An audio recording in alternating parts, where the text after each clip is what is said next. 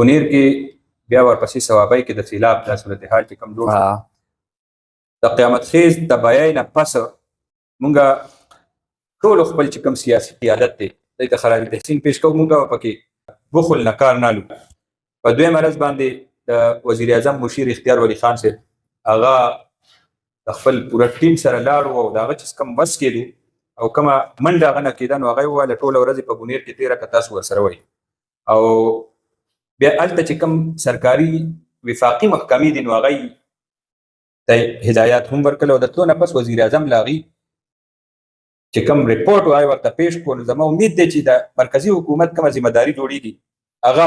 کار به هغه کوي. خبره به حافظ صاحب وکړم. زه چې په خپله بونیر ته لاړم د وزیر اعظم مشیر او کوآرډینیټر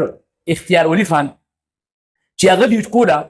د پاکستان مسلم لیگ نن دا واحد کس دی چې یو خو له خدای پاک زبان بهترین ورکړی دی په هر څه باندې ګیره نظر دی او په مسلم لیگ کې دا واحد سړی دی دا یاد ساته اختیار ولی خان ورې دا یاد ساته که ده ته لږ غوندې فوکس وزیر اعظم وکړو نو دا راتلونکي ستا په کې پي کې کې ډېر لویه سطح باندې د وزیر اعلی عمره پاور باندې سره وي. ولې هوښیار دی قابل دی نظر ساتي په هر څیز باندې. زه چې هغه سره په دورې ته لاړم او چې کله هغه اسپتال ته لاړم اسپتال والته وایي چې وایي سب وایي څه سري شي وایي دا ده بجلی به وشي چې کوم ټلیفون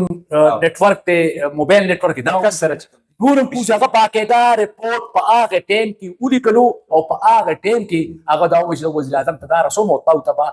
بالکل ستاسو سړي باندې هغه برابر او په هغه ټایم ایکسچینج راوغوښتو ایکسچینج ته یې تنبیه وکړه چې څومره بجلي نظام درهم برهم دی فوري بحال کړه. ولې چې خلکو د بجلي ضرورت دی. داسې داسې ځایونه موږ ولیدو ته په خدای یقین کې چې یاره بس جړه به لرتله. ښه بیا وزیر اعلی